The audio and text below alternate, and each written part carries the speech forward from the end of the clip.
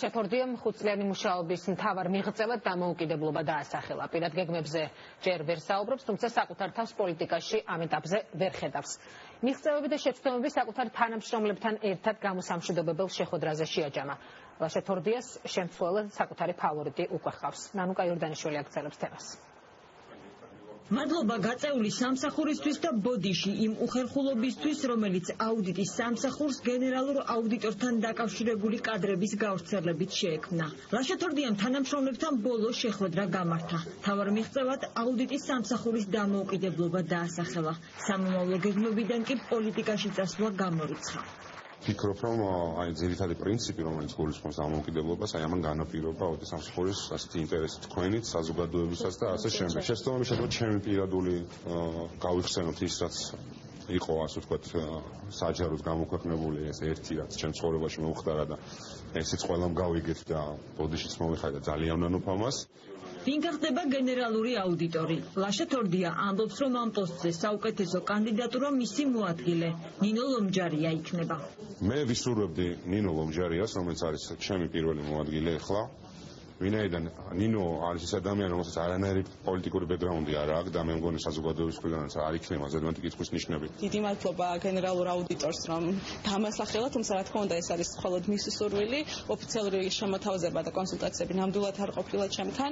მართლ გუნდში კანდიდატურებს არასაჯაროვებენ, თუმცა უმრავლესობის ლიდერმა თქვა, რომ ვერსიებს შორის ერთი ქალია, თუმცა არის თუ არა ეს ნინო ლომჯარია, არ დაუზუსტებია.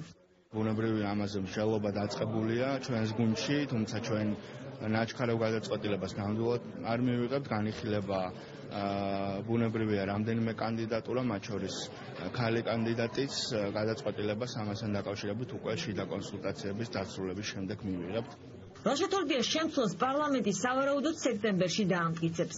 მედია წერს, რომ ამ პოსტზე დავით ნარმანიასა და ვანო ზარდიაშვილის კანდიდატურები განიხილება. უარყოფ, ჩემზე შემოთავაზება არ ყოფილა, შესაბამისად მე არ განეხილები გენერალური აუდიტორის პოსტს. ნუ გაუსწრებთ მოვლენებს, როგორც მე ადრე ვთქვი, ძალიან ბევრ საკითხზე მიმდინარეობს კონსულტაცია. არაერთი სკანდალური ანგარიშის მიუხედავად, ლაშეთორდიას პოსტზე ყოფნის 5 წლიდან ყველაზე ხმაურიანი ბოლო 3 თვე აღმოჩნდა.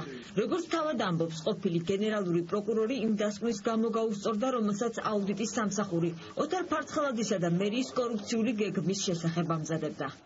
ჩემი პრიორიტეტი არის ოთარ ფარცხელაძის კორუფციული საქმიანობის გამოაშკარავება. ინციდენტი იყო წამიერი და თქვა ადვოკატმა რა გიმეორე. არა, ჩემი ხედავ არ ყოფილი. შინაგან საქმეთა სამინისტრომ ინციდენტიდან რამდენიმე დღეში ელ-ცენტროდან ამოღებული ვიდეო ჩანაწერი გავრცელა და თქვა, რომ ინციდენტის ინიციატორი ლაშეთორდია იყო. ოპოზიციისა და თავად გენერალური აუდიტორის მოთხოვნის მიუხედავად, ამ საკითხზე საპარლამენტო საგამოძიებო კომისია არ შექმნილა. საქართველოს პრემიერ-მინისტრის ორდღიანი ვიზიტი